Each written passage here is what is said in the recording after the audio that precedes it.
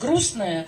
Я хотела бы от всей души сердечно принести свои извинения уважаемому Андрею Савичу Борисову за то, что в своих, скажем, оговорилась или в своем предыдущем заявлении вместо слова «мертвые души» употребила слово «покойников».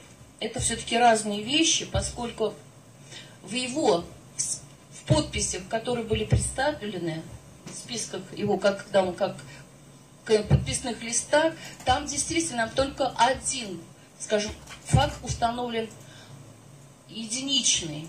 Один покойник, там данные одного покойника там были, но это был единичный случай.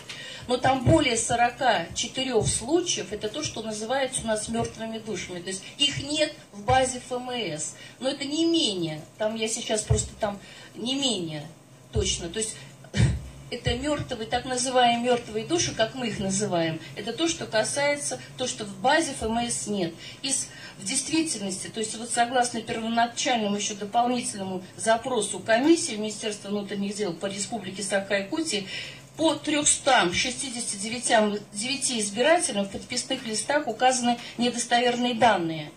И там в них, там данные набираются по разным основаниям, там более, ну, скажем, не менее 150, да, вот подобных оснований, но что четко я могу сказать, что из них вот точно 44, это так вообще не проживают даже на территории республики.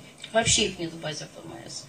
Вот это вот то, что мы имеем фактически дело со значительным числом вот таких несуществующих подписанцев, и по-гоголевски мы их называем мертвыми душами. Я хотела бы внести вот эти коррективы, потому что у нас то, что касается 150 покойников, это в общей сложности у нас, если примерно та цифра по всем кандидатам, партиям, которые были выявлены при нашей проверке, вот когда те партии, которые собирали подписи, те кандидаты, одномандатники, которые к нам обращались, это общая цифра по стране. Вот.